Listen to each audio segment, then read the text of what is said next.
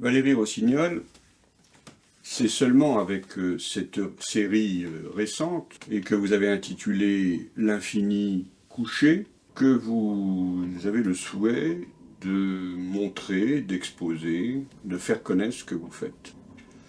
On pourrait dire donc que vous décidez de sortir à votre heure. Vous sentez cette fois que vous avez euh, mis la main, c'est le cas de le dire pour une sculptrice, mis la main sur un territoire de bas-relief.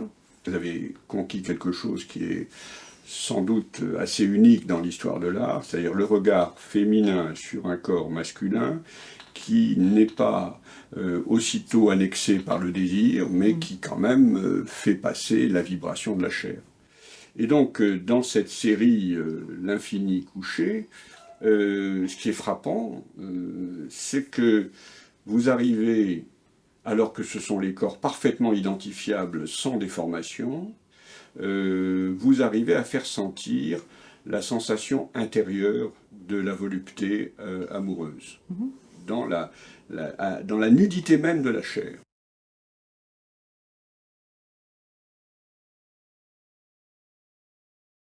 Je pense qu'effectivement, ça c'est comme dans mes écrits, je pense qu'il y a quelque chose d'éternel dans l'amour. Je crois pas tellement à la réalisation d'amour d'époque, je crois pas que l'amour se transforme tellement d'année en année quand deux êtres s'aiment et physiquement se touchent et se livrent et s'abandonnent. Il me semble que le résultat a été le même en fait. Ça, c'est une conviction personnelle. Bon. Et donc, du coup, ce qui m'intéresse, peut-être, c'est de montrer une quintessence, quelque chose que je trouve d'essentiel euh, dans la façon qu'ont les êtres de se donner, de prendre, de s'abandonner, de se faire confiance. Et effectivement, c'est épidermique. C'est un espace où il n'y a plus de pensée intérieure, c'est un espace où il n'y a plus de complications, l'intervention de la volonté n'existe pas, on est dans l'abandon total. Et en fait, forcément, même s'il y a une crudité, il y a aussi de la douceur, il y a aussi quelque chose de velouté, de sensuel. Ce qui m'intéresse, c'est quelle est l'ambiance qu'on peut créer autour de ça.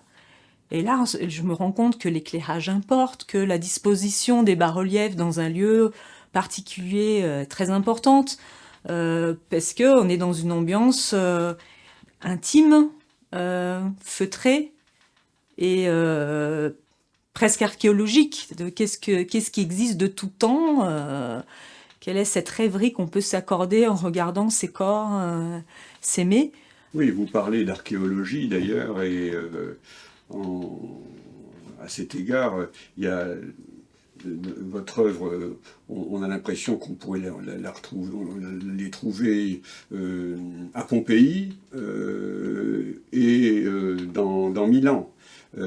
C'est une constante de l'amour. Sauf que c'est bel et bien aujourd'hui, grâce à tout le parcours accompli par l'art et par les mœurs, qu'une femme peut exprimer ce que vous exprimez dans vos bas-reliefs. Et à cet égard, on peut dire que votre œuvre, elle est une très bonne définition du mot contemporain, mais au sens cette fois précis du terme et non pas à la mode, c'est-à-dire que nous sommes contemporains de tous les actes d'amour qui pouvaient être décrits du temps d'Ovide, comme ils peuvent être filmés aujourd'hui. Et il y a cette espèce de perspective dans votre œuvre, et qui en plus se joue dans le choix que vous avez fait du bas-relief, qui est quand même un art qui est très intéressant à remettre en avant aujourd'hui, qui d'ailleurs pourrait très bien, sur le marché de l'art, constituer un élément tout à fait moteur, parce que on peut mettre ça sur le mur, vos pièces ne sont pas immenses d'ailleurs. À cet égard, il y a une concentration d'attention sur un format, et avec donc ce choix du bas-relief. Pourquoi ce choix du bas-relief, alors que vous auriez pu continuer uniquement la sculpture, que vous continuez aussi d'ailleurs? C'est vrai que les bas-reliefs, on les voit souvent dans les scènes religieuses, dans les églises, dans le parcours du Christ. Et on les voit aussi, par exemple, au musée du Louvre, dans tout ce qui concerne l'art de la Mésopotamie, en fait, qui m'intéresse beaucoup, beaucoup, beaucoup. Et l'autre fois, quand je suis allée au musée revoir ces pièces très anciennes, j'ai eu beaucoup d'émotions. Pourquoi? Je ne sais pas. J'ai trouvé leur bas-relief, leur façon de créer. On est en 2000 avant Jésus-Christ, plus pour certaines. C'était très très poétique, très précis, très raffiné. Et moi, ça me plaît. Ce côté raffiné, je trouve qu'il va bien avec l'amour, en fait. Voilà. Et donc, je me dis, mais c'est magnifique. Il faut poursuivre ça. Alors, c'est sûr que j'ai pas de maître, j'ai pas de modèle, j'ai pas de actuel. Mais après tout, voilà, il y a les anciens, très anciens, qui m'inspirent ou qui me stimulent, en tout cas. Donc, je n'hésite pas à me ressourcer auprès de ces œuvres-là et puis à me dire, bon, ben, renouvelons ça. Je n'ai pas vu, à ma connaissance, de bas-relief amoureux. Alors, c'est sûr que sur les pots antiques grecs, on voit des scènes amoureuses, mais en bas-relief, à ma connaissance, ça n'a pas été fait, effectivement.